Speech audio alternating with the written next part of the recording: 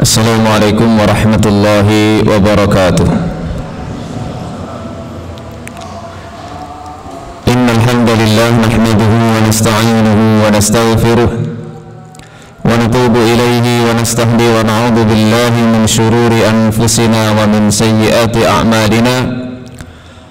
Man yahdihillahu fala mudilla lahu wa man yudlil fala hadiya lahu.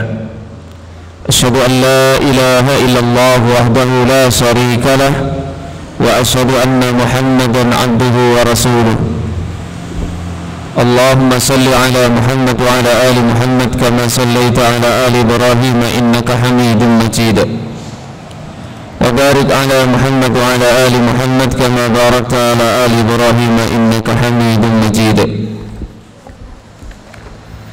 وسلم تسليما كثيرا أما بعد. Ma'asyiral muslimin wal muslimat, hadirin wal hadirat rahimani wa rahimakumullah.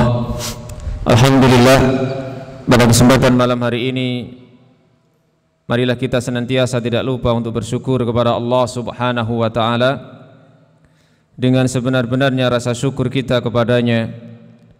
Hati kita meyakini seluruh kenikmatan yang kita rasakan semata-mata karunia dari Allah Subhanahu wa taala.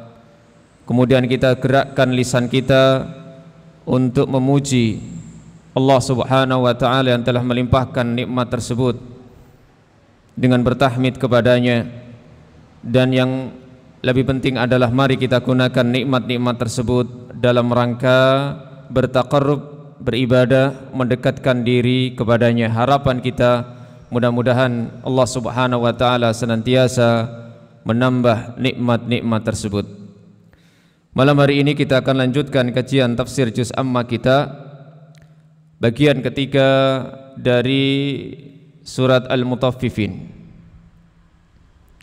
yaitu ayat yang ke-18 sampai dengan ayat yang ke-28 insyaallah. A'udzu billahi minasyaitonir rajim.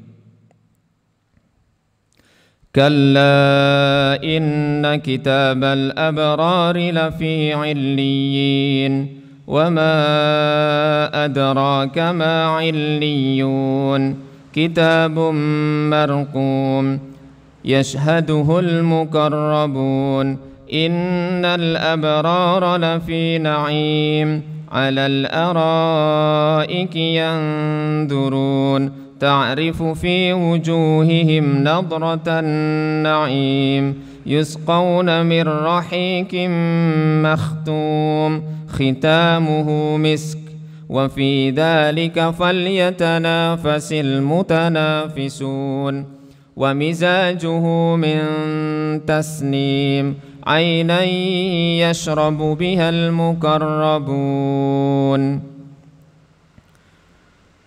كلا, sekali-kali tidak.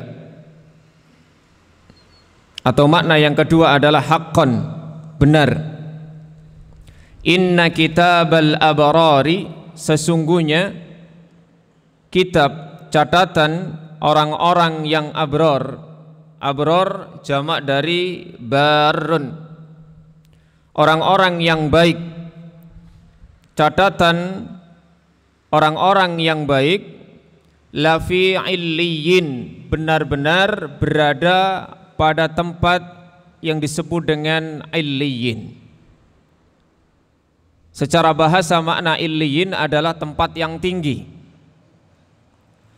Wa ma adraka ma illiyun, dan tahukah kamu apakah yang dimaksud dengan illiyun, tempat yang tinggi tersebut? Kitabum marqum, yaitu satu catatan yang tertulis. Yashhaduhul muqarrabun, yang disaksikan oleh makhluk Allah yang didekatkan, yakni para malaikat. Innal abrara lafi na'im, sesungguhnya orang-orang yang baik itu benar-benar berada pada tempat yang penuh dengan kenikmatan. Alal araiki yandurun, mereka di atas kasur-kasur dipan-dipan sambil mereka memandang. Ta'rifu fi wujuhihim nadratan naim. Engkau bisa mengetahui dari wajahnya kesenangan hidup mereka yang penuh dengan kenikmatan. Yusqauna, mereka diberi minuman, dituangkan minuman, mirrahiqim makhtum, dari khamr yang ditutup, khitamuhu misk, tutupnya minyak misk. Wa fi dzalika falyatanafasil mutanafisun. Padahal seperti itu maka hendaknya mereka berlomba-lomba. Wa mizajuha min tasnim, campuran dari khamr itu adalah tasnim. Ainan, sebuah mata air, yashrabu bihal muqarrabun, yang diminum oleh orang-orang yang didekatkan Allah dengan Allah Subhanahu wa ta'ala. Ayat ini yang kita baca, ayat-ayat yang kita baca tadi adalah keadaan yang terbalik dari orang-orang yang Allah ceritakan di ayat-ayat sebelumnya. Ayat sebelumnya Allah Subhanahu wa ta'ala menceritakan kalla inna kitabal fujjari lafi sijjin. Maka di ayat-ayat yang kita baca tadi kalla inna kitabal abrari lafi illiyin. Al-Hafidz Ibnu Katsir rahimahullah ta'ala menjelaskan tentang ayat-ayat yang kita baca tadi. Beliau menyatakan yaqulu ta'ala, Allah ta'ala berfirman, haqqan, benar. Makna kata-kata kalla itu bisa bermakna satu pengingkaran, yang terjemah bahasa Indonesia itu sekali-kali tidak. Makna yang kedua menunjukkan satu kebenaran, haqqan, benar. Banyak di antara ayat-ayat Allah Subhanahu wa ta'ala yang diawali dengan kata-kata kalla. Maknanya bisa menunjukkan satu pengingkaran, sekali-kali tidak. Yang kedua maknanya adalah haqqan, benar. Nah di sini kata para ulama maknanya yang betul adalah haqqan, hak, benar adanya. Inna kitabal abror, sesungguhnya kitab itu adalah al-maktub, sesuatu yang tertulis, itu namanya kitab. Bisa jadi yang apa kita sebut kitab itu nanti di judul-judul di dalamnya juga ada kitab. Makanya dalam kitab misalnya Bulughul Maram misalnya, di situ ada Kitabut Thaharah. Di dalam kitab ada namanya istilah kitab juga. Karena memang makna kitab itu al-maktub, sesuatu yang ditulis, itu namanya kitab. Apapun berbentuk tulisan, al-maktub itu secara bahasa disebut dengan kitab. Wahum bi khilafil fujjar. Inna kitabal abror, sesungguhnya sesuatu yang ditulis, catatan al-abror, orang-orang yang baik, dan mereka berbeda dengan orang-orang yang fujar, orang-orang yang durhaka, orang-orang yang banyak maksiat yang Allah sebutkan di ayat-ayat sebelumnya. Kalla inna kitabal fujjari lafi sijjin, lafi illiyin, benar-benar berada dalam illiyin. Ai masiruhum ila illiyin, tempat kembali mereka adalah illiyin. Wa huwa bi khilafi sijjin, dan itu berbeda dengan sijjin. Ada yang masih ingat sijjin dulu maknanya apa? Maknanya apa? Penjara. Kalau sijnun penjara, Kalau sijjin tempat yang sangat sempit, tempat yang paling rendah. Bahkan sebagian ulama tafsir mengatakan sijjin itu ya tempatnya di bumi yang paling rendah. Makanya di sini untuk sighah mukhalafahnya, bentuk lawan katanya, perbedaannya, maka Allah memakai istilah illiyin. Kalau sijjin tempat yang paling rendah, maka illiyin adalah tempat yang tinggi. Dari kata-kata ala ya'lu, tinggi. Berbeda dengan sijjin di tempat yang rendah. Satu keutamaan itu digambarkan dengan sesuatu yang lebih tinggi. Surga saja itu ada surga yang paling tinggi, dan dialah surga yang paling utama. Sebagaimana juga neraka itu yang paling berat siksanya adalah neraka yang paling bawah.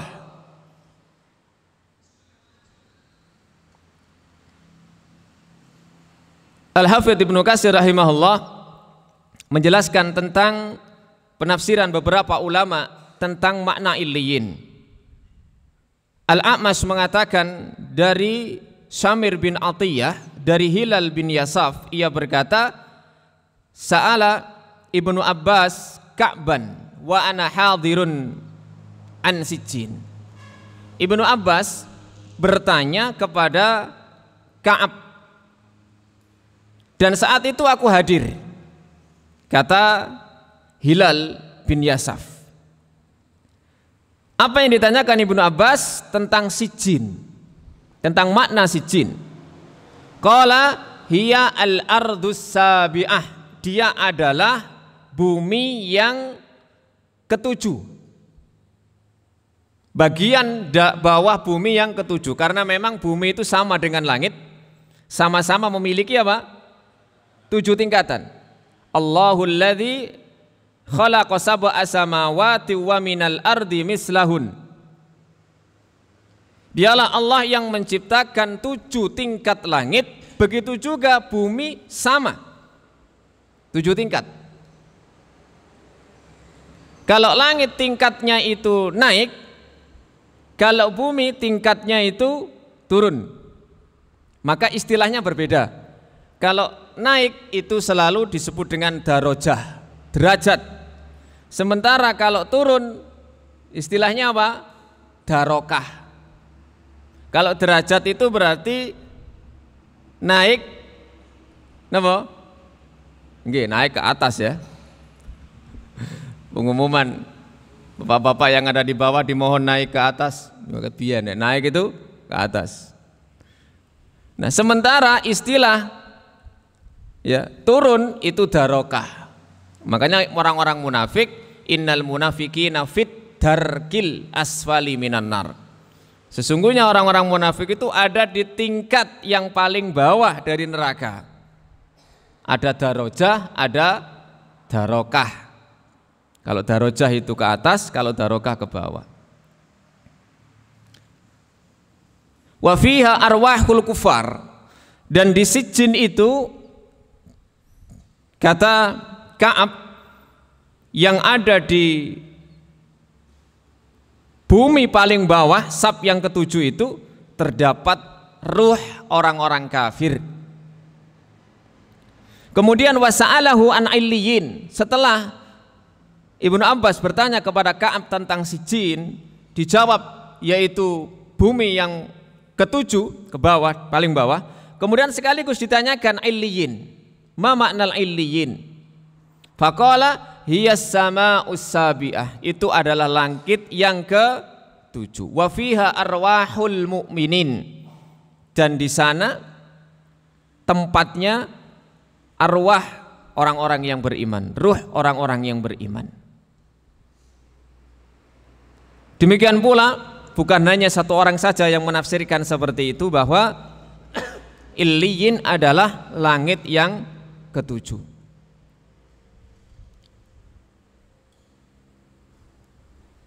Ada penafsiran lain juga yang juga bersumber dari Ibnu Abbas bahwa makna illiyin adalah al-jannah. Ini tidak bertentangan karena memang al-jannah itu berada di langit ketujuh.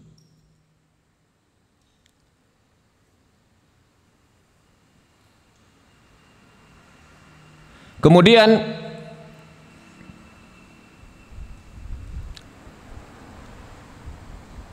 Allah Subhanahu wa taala berfirman seraya memberikan kalimat pertanyaan, wa ma adraka ma illiyun. Tahukah kamu apakah yang dimaksud dengan illiyun? Summa qala muakkidan lamma kataba lahum. Kemudian Allah berfirman seraya menguatkan apa yang telah Allah tulis bagi mereka, yaitu kitabum marqum, satu catatan, satu tulisan yang memang sudah tertulis di situ, yashhaduhul muqarrabun, yang disaksikan oleh al-muqarrabun. Al-muqarrabun itu adalah para malaikat. Para malaikat yang didekatkan oleh Allah Subhanahu wa taala di samping Allah.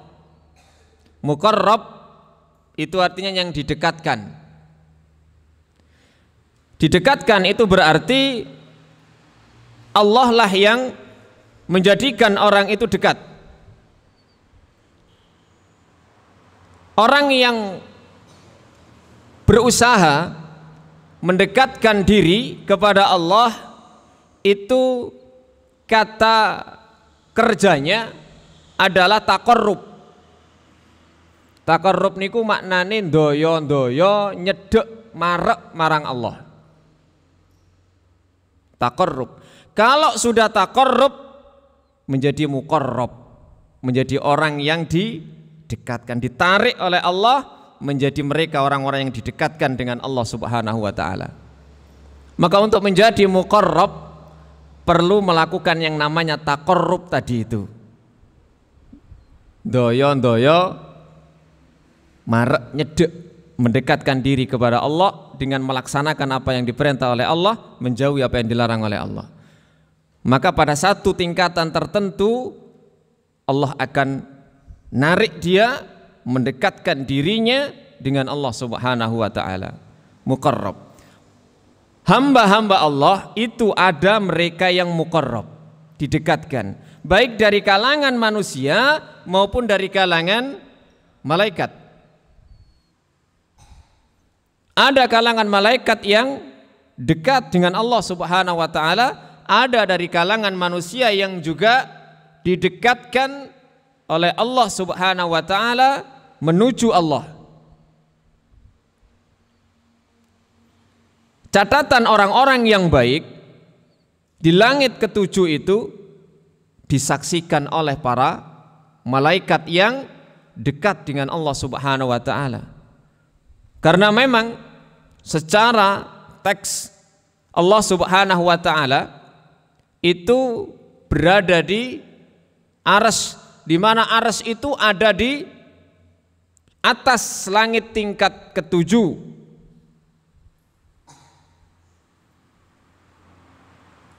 Kemudian di situ ada yang namanya samudra yang sangat luas. Di atas samudra inilah terdapat singgasana Allah Subhanahu wa taala. Persis dengan apa yang dimiliki oleh iblis. Iblis ingin menyaingi kondisi seperti itu, maka iblis membuat singgasananya di atas samudra. Wa kana arsyuhu 'alal ma. Arsy Allah itu ada di atas air, di atas samudra. Sehingga catatan orang-orang yang baik itu layak untuk juga didekatkan kepada Allah Subhanahu wa taala, yang di situ disaksikan juga oleh para malaikat yang dekat. Maka Nabi pernah menceritakan proses dicabutnya ruh seorang mukmin dengan orang kafir. ketika dicabutnya ruh seorang mukmin dengan sangat lembut, sebelumnya didatangi oleh para malaikat. Mereka membawa kain kafan dari surga, kemudian mereka membawa semacam kendi, minyak wangi dari surga, dan jumlah mereka sejauh mata memandang. Mendatangi seorang mukmin ketika akan dicabut nyawanya. Ketika dicabut, maka nyawa itu dicabut dengan pelan, dimasukkan ke dalam kendi tersebut, kemudian dibawa naik, berjumpa dengan penghuni malaikat langit tingkat pertama, berjumpa dengan penghuni langit tingkat kedua, sampai langit tingkat ketujuh. Dan semuanya memuji ruh mukmin tersebut, karena ruh mukmin itu baunya wangi. Sehingga tempat ruh mereka fil illiyin, di tempat yang tinggi.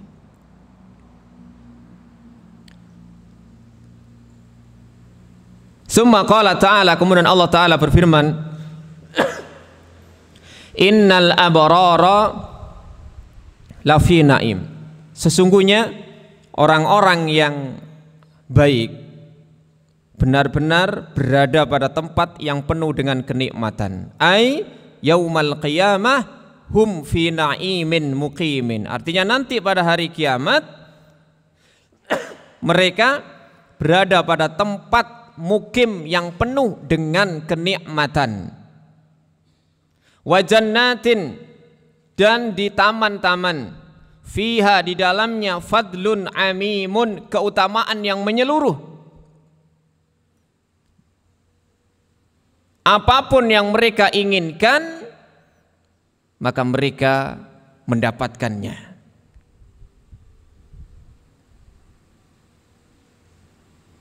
Kullu ma tastahil anfus, setiap apa yang diinginkan oleh jiwa ini pasti dituruti oleh Allah di surga.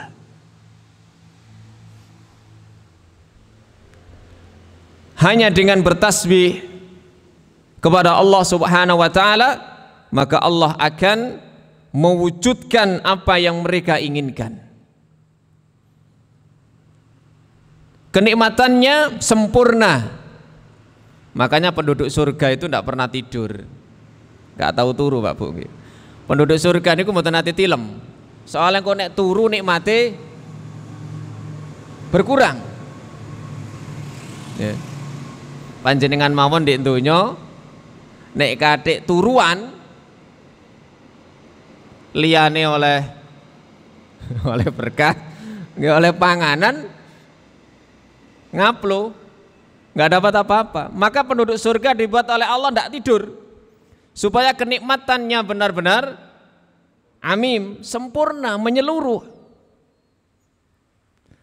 Makanya orang yang terakhir masuk surga, dia dibakar sampai menjadi areng yang berwarna hitam. Ketika dia dimasukkan oleh Allah ke dalam surga, baru saja masuk, maka seluruh derita yang dia rasakan, seluruh siksa yang dia rasakan di neraka sudah lupa. Kenapa? Karena sudah merasakan nikmat yang sangat sempurna, menyeluruh, sehingga kesedihan-kesedihan apa yang dia hadapi sebelumnya sudah hilang semua. Sekailing blas. Begitu juga orang yang Allah masukkan ke dalam neraka, baru saja masuk, seluruh kenikmatan yang dia rasakan di dunia, hawa nafsu yang diturutkan, sudah tidak diingat lagi sudah. Maka surga benar-benar naimun amimun, kata Ibnu Katsir. Tempat yang penuh kenikmatan yang sempurna, yang menyeluruh.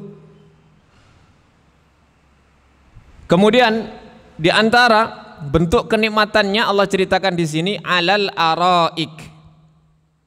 Araik jamak dari irikah. Irikah itu nopo dipan, nopo ranjang nggih. Alal araiki. Mumpun dibayangno mosok koyo dipanku sing rewot arek. Mboten.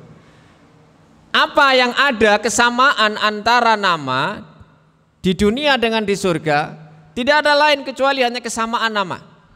Kullama ruziku minha min samaratir rizqa qalu hadzal ladzi ruzikna min qabl wa utubihi mutasabiha. Tatkala penduduk surga itu diberi rizki kenikmatan, dia akan mengatakan, iki koyo sing donya biyen.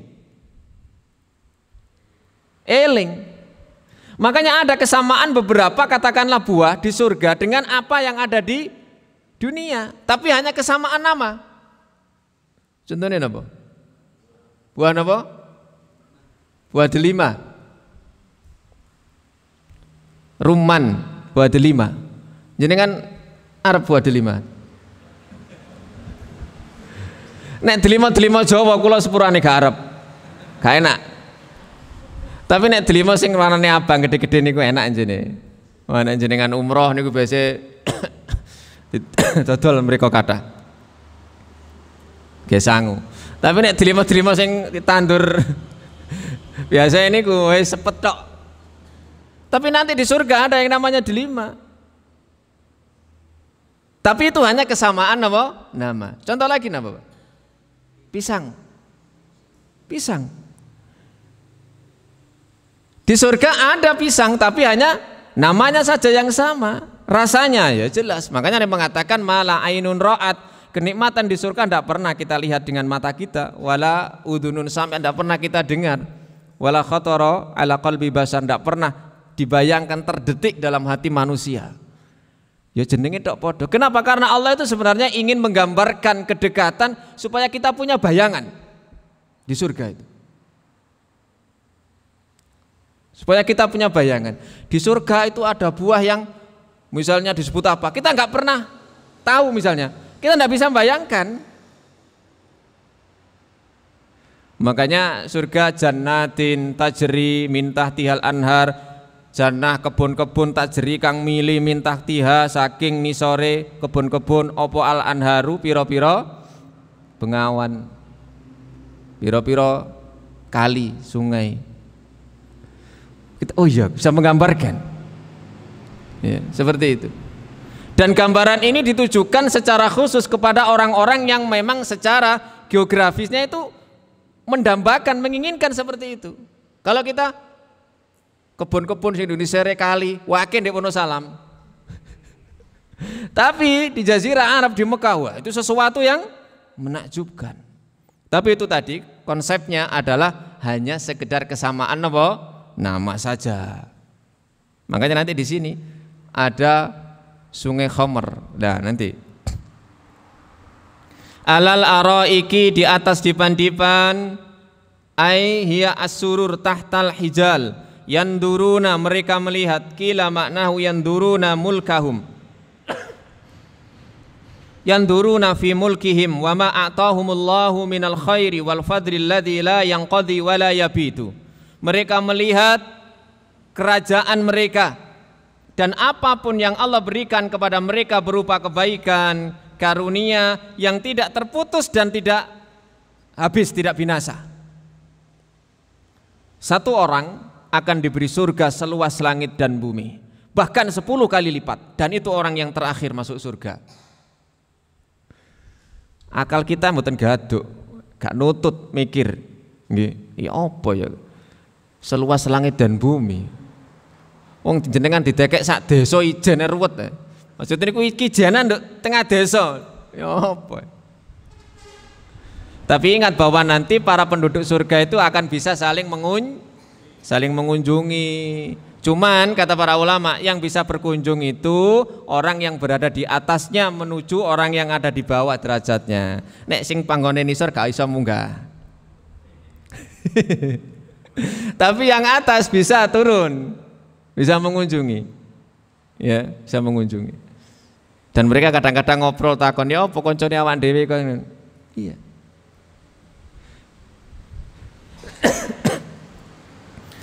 Alal araiki yandurun, mereka melihat kerajaan mereka dan apapun yang Allah berikan kepada mereka berupa kebaikan dan karunia yang tidak terputus.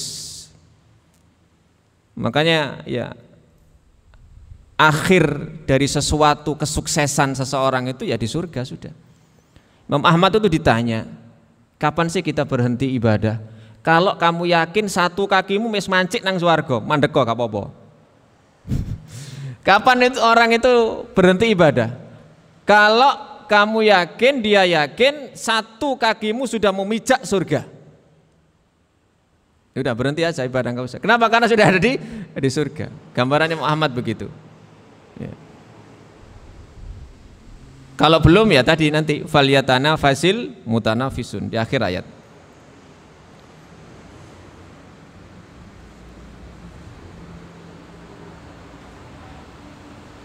Kalla innahum, oh ini makna yang lain, di samping mereka melihat kerajaan mereka, alal araiki yandurun, mereka melihat dari atas dipan-dipan mereka. Melihat siapa? Melihat Allah Subhanahu wa ta'ala. Dan ini berbeda dengan orang-orang fujar yang Allah ceritakan di ayat sebelumnya. Mereka mahjub. Kalla innahum an rabbihim yauma idzil la mahjubun, mereka terhijab, mereka terhalangi dari melihat Allah Subhanahu wa taala, dan ini adalah nikmat yang terbesar. Di samping seseorang Allah masukkan ke dalam surga dengan yang penuh dengan kenikmatan, ada nikmat lain, yaitu bisa melihat Allah, wajah Allah Subhanahu wa taala. Zat yang selama kita di dunia kita sujud, tunduk, patuh, kita cintai, kita tawakalkan diri kita, kita pasrahkan hidup dan mati kita, nanti kita lihat di surga. Dan ini adalah kenikmatan bagi orang-orang yang beriman, yang dengan rahmatnya Allah masukkan ke dalam surga. Wujuhu yawma idin nadhirah ila rabbiha nadhirah. Wajah pada hari itu berseri-seri dan melihat kepada Tuhan mereka. Ini akidah Ahlussunnah wal Jamaah yang wajib kita yakini, bahwa nanti orang-orang yang beriman di surga benar-benar bisa melihat wajah Allah. Makanya ada beberapa ayat, ada hadis yang tujuannya adalah ibtigha wajhillah, yaitu tujuannya mencari atau melihat, ingin melihat wajah Allah. Orang yang melihat wajah Allah, jelas orang tersebut dimasukkan ke dalam surga. Di dunia jelas manusia dihalangi dari melihat Allah Subhanahu wa ta'ala. Nabi Musa harus semaput dulu, tersungkur, tidak bisa melihat. Rasulullah SAW ketika Mi'raj ditanya, hal ra'aita rabbaka ya Rasulullah, apakah engkau melihat Tuhanmu wahai Rasulullah? Jawaban Rasulullah apa? Nurun anna ra'aituhu, cahaya, bagaimana saya bisa melihat? Dibaca yang lainnya, nuroniyun, seperti cahaya, bagaimana saya bisa melihatnya? Tidak bisa. Adapun suara kalam Allah bisa didengar oleh hamba Allah yang Allah khususkan seperti Nabi Musa dan juga Rasulullah SAW.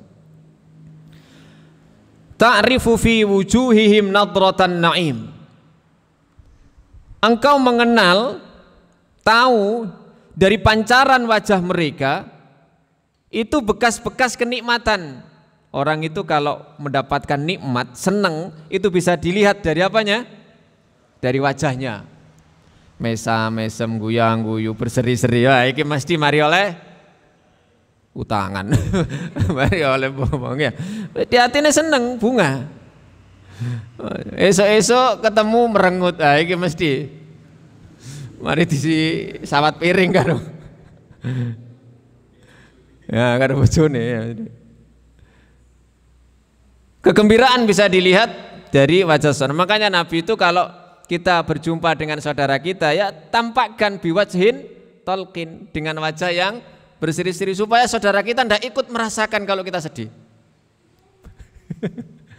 Wes nek seneng cek melok, seneng melok sedih, nek sedih, ya jangan sampai saudara, teman juga ikut sedih juga. Tampakkan kesenangan.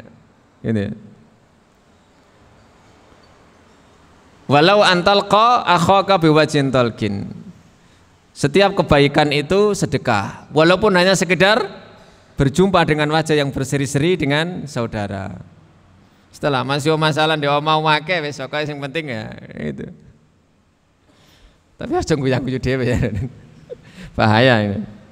Di viralno iku kene. Terus ya anak kula salah obat jare. Ai ta'rifu idza nadarta ilaihim, artinya kata Ibnu Katsir, jika engkau melihat mereka, engkau akan tahu fi wujuhihim, pada wajah-wajah mereka, nadratan naim, bekas-bekas kenikmatan, ai sifatut tirafah wal khasamah was surur, kegembiraan, ya, kebahagiaan, mimma hum fihi minan naimil adzim, karena mereka mendapatkan nikmat yang agung ketika di surga.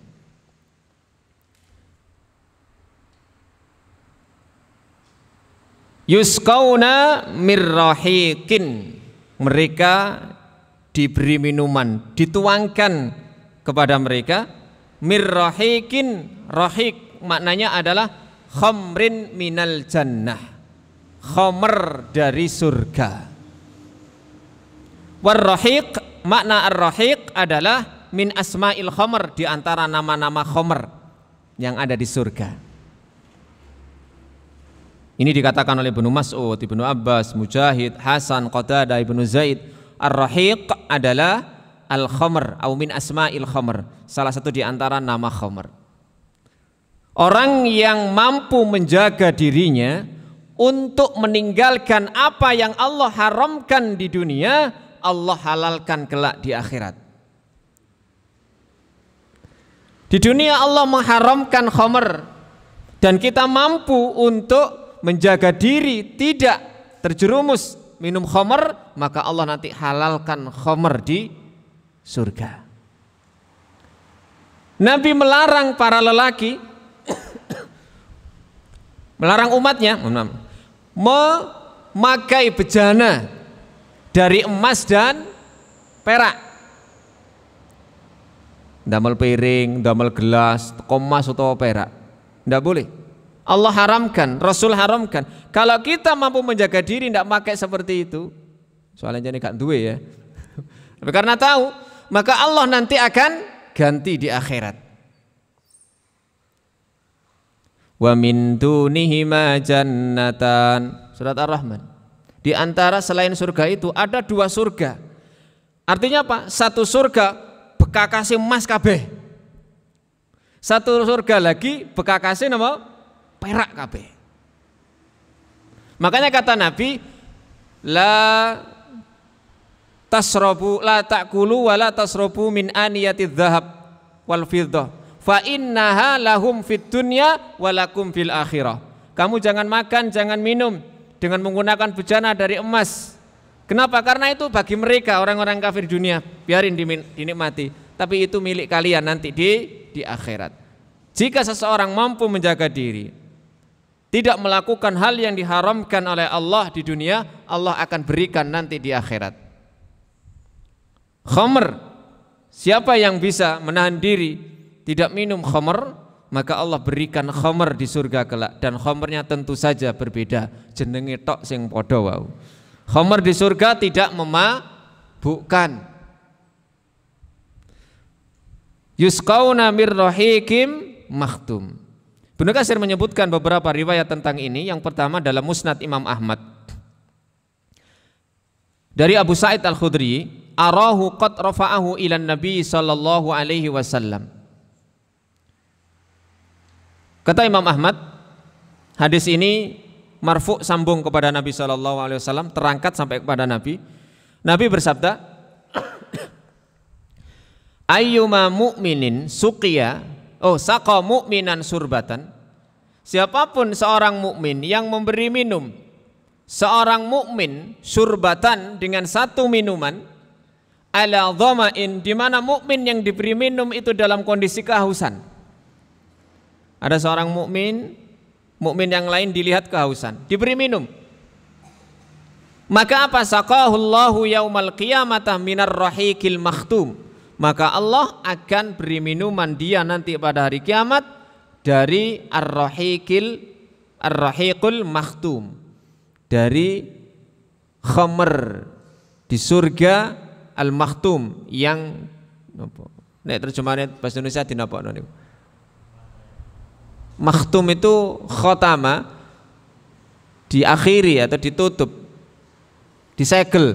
Namanya disegel, betul, disegel. Berarti nek barang disegel itu barang apa? Barang ori nggih. Rata-rata barang ori nek disegel.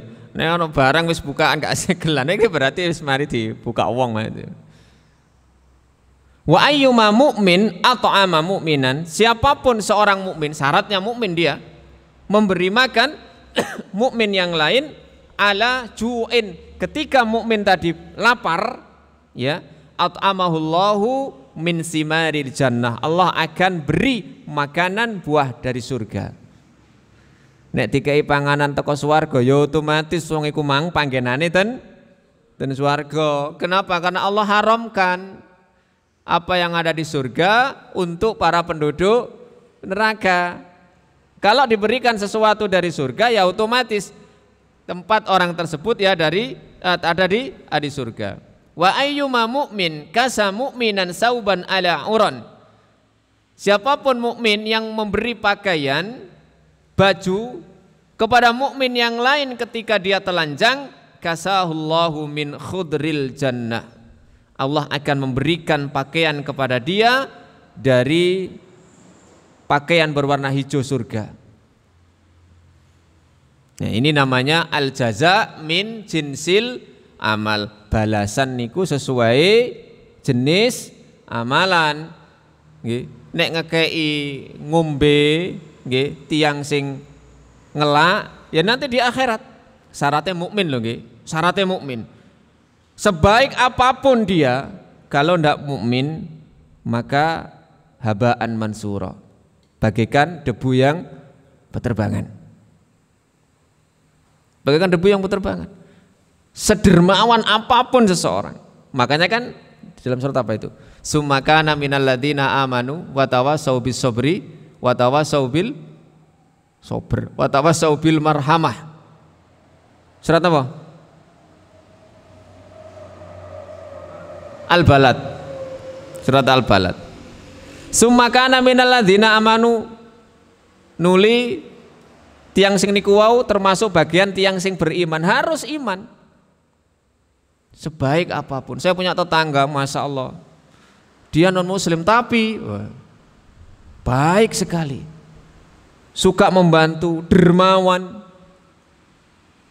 Masa sih wong koyok ngono mangga melbu swarga.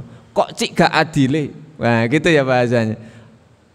Betapa ndak adilnya Tuhan kalau sampai orang seperti itu tidak masuk surga. Ini pikirannya wong keblinger, pikirannya wong liberal-liberal gini bang. Dia ndak tahu kalau surga itu punya tiket. Pinter ya apa sampean nek gak duwe KTM, gak tercatat mahasiswa, gak bakal lulus. Kuliah mlebu kelas ae. Wong gak ono absene ya. Pau winter wis menguasai kabeh. Presentasi wis jos. Lulus gara-gara mboten? Ya enggak akan lulus ya, mahasiswa abadi ndek kono. Kenapa? Karena dia enggak terdaftar di kampus itu. Mas yo pinter ya nopo. Itu jawabannya Dr. Zakir Naik ketika ditanya. Ada orang yang baik sekali, seperti yang dari mana itu? India ya. Siapa namanya yang perempuan itu? Teresa ya. Nah itu, masa sih orang sebaik itu, sedermawan itu, sepenyayang itu kok gak masuk surga hanya karena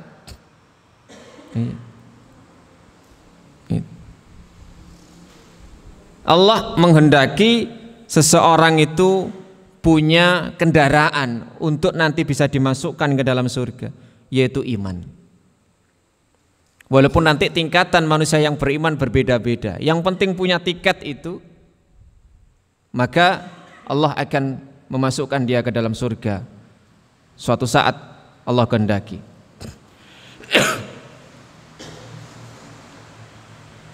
Kemudian khitamuhu miskun, segelnya adalah misk. Ibnu Mas'ud mengatakan khaltuhu miskun, campurannya misek, minyak misik, nggih. Mangkane jeneng tok, kok iso dibayangno minyak misik ndek swarga niku ya napa? Nabi menggambarkan contoh orang yang puasa. Orang yang puasa niku abape luwih wangi tinimbang minyak misik. Besok Ketika hari kiamat di akhirat ning dunya yo gak enak ambune. Maksudnya di hari kiamat. Makanya orang puasa juga yo ndak dianjurkan gak enak-enakan ambu ya wis cek ambune tambah nemen di swarga meneh. Wis gak usah sikatan wis. Kandel-kandelan kidal ngono maksudnya. Khitamuhu miskun. Qala Ibnu Jarir dari Abu Darda, ini sanadnya dari Abu Darda. Khitamuhu miskun qala syarabun abyad mislul fiddah. Minuman yang lebih putih daripada perak. Walau anna rajulan min ahli dunya, sekiranya ada seseorang dari penduduk dunia ini adkhala asbi'ahu memasukkan jarinya fihi ke dalamnya, summa akhrajaha, kemudian dia tarik jari itu, dia keluarkan, lam yabqa dzu ruhin illa wajada tibaha. Tidak ada satupun yang bernyawa di muka bumi ini kecuali akan bisa mencium baunya. Saking napa nih? Saking wangine. Surga saja memiliki bau. Dan bau surga itu bisa tercium dari jarak perjalanan pinten? 70 tahun perjalanan. Niku wis mambu ambune swarga. Orang yang meninggal di alam barzah itu sudah Allah bisa mencium bau surganya.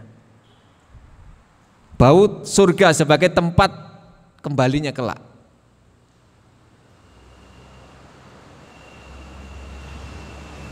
Wa fi dzalika falyatanafasil mutanafisun. Maka untuk meraih hal tersebut hendaknya orang berlomba, saling berlomba-lomba. Ai falyatafakhar al-mutafakhirun. Orang itu berbangga-bangga. Berlomba kemudian berbangga dengan mendapatkan hasilnya kelak di akhirat. Wa yastabiqu ila mislihil mustabikun. Orang yang berlomba-lomba hendaknya juga memacu dirinya untuk menjadi orang yang terdepan. Sabikun bil khairat. Berlomba-lomba menjadi pemenang dalam kebaikan. Dalam ayat yang lain As-Saffat ayat 61, limisli hadza falyamalil amilun. Orang yang berbuat hendaknya melakukan perbuatan tersebut. Kemudian wa mizajuhu min tasnim, campurannya dari yang disebut dengan tasnim. Wa mizaju hadzal rahiq, campuran dari khamr tadi, al mausuf min tasnim, disifati dengan tasnim, ay min syarabin yuqalu lahu tasnim wa huwa asrafu syarabi ahlil jannah wa a'lahu. Tasnim ini adalah minuman penduduk surga yang paling baik, yang paling utama, wa a'lahu, dan paling tinggi kualitasnya. Karena memang kenikmatan-kenikmatan di dalam surga itu sesuai dengan derajat masing-masing. Tetapi tidak ada satupun di antara mereka yang iri dengan saudaranya yang berada di tingkat surga yang lebih tinggi. Tidak ada yang iri. Kenapa? Jelas satu, Allah sudah mencabut rasa iri itu. Penyakit-penyakit di dunia itu sudah tidak ada lagi yang namanya di akhirat di surga kelak. Baik penyakit fisik ataupun penyakit hati. Kemudian mereka masing-masing penduduk surga sudah puas dengan nikmat yang Allah berikan, sehingga mereka sudah tidak merasa iri dengan temannya yang berada di tingkatan surga yang lebih tinggi. Nah, di antara minuman penduduk surga yang paling utama, yang paling tinggi kualitasnya disebut dengan tasnim. Karena inilah di ayat berikutnya, tasnim ini adalah ainan, dari mata air, yashrabu bihal muqarrabun, yang diminum oleh hamba-hamba Allah yang muqarrab. yasrabuhal muqarrabuna sirfan wa tumzahu li ashabil yamini mazjan. Dan ini menjadi campuran minuman ashabul yamin, golongan kanan. Di dalam surat Al-Waqiah itu manusia dibagi menjadi pinten? 3 nggih. Idza waqa'atil waqiah laisa liwaqa'atiha kadhibah. Siapa lagi? Khafidatur rafidur. Fa ashabul yamini ma ashabul yamin. Pertama ashabul yamin, golongan kanan. Kemudian yang kedua adalah ashabus shimal, ashabul yamini ma ashabul yamin. Terus kemudian apa? Ada yang hafal surat Al-Waqiah? Idza waqa'atil waqi'ah laisa liwaqatiha kadhiba khafidatur rafi'ah idza rujjatil ardu rajja wa busatil jibalu bassa fakanat haba'an mumbassa wa kuntum azwajan salasa fa ashabul maimanah fa ashabul maimanati ma ashabul maimanah wa ashabul mas'amati ma ashabul mas'amah.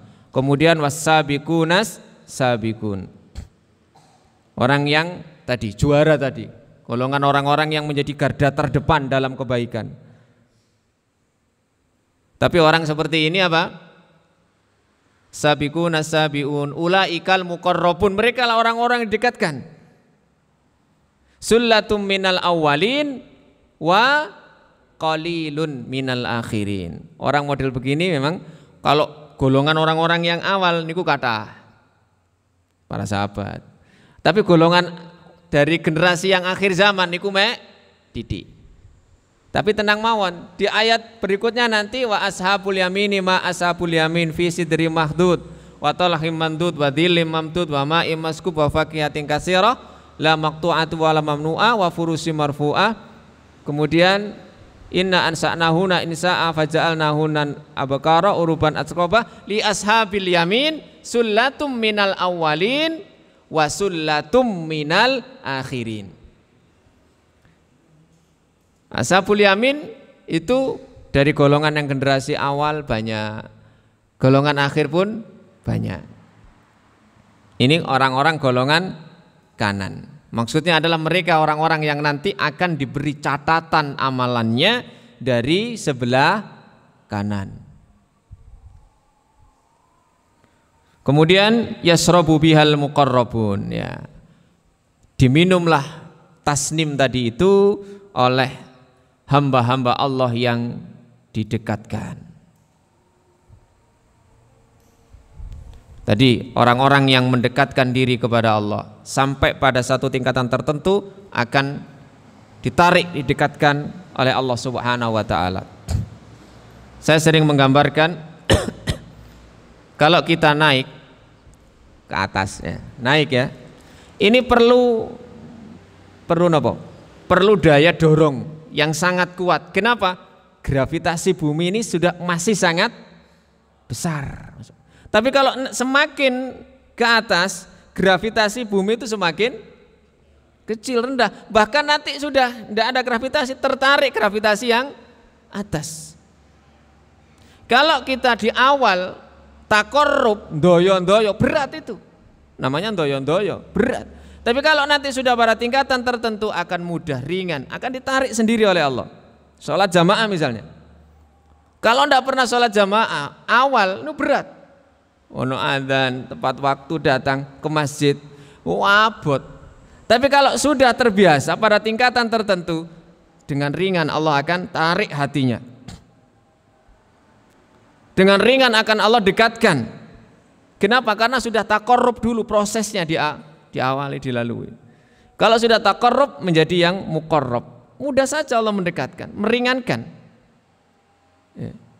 Sehingga gravitasi yang tadi itu sudah tidak narik lagi, dia ditarik gravitasi tadi yang lebih besar.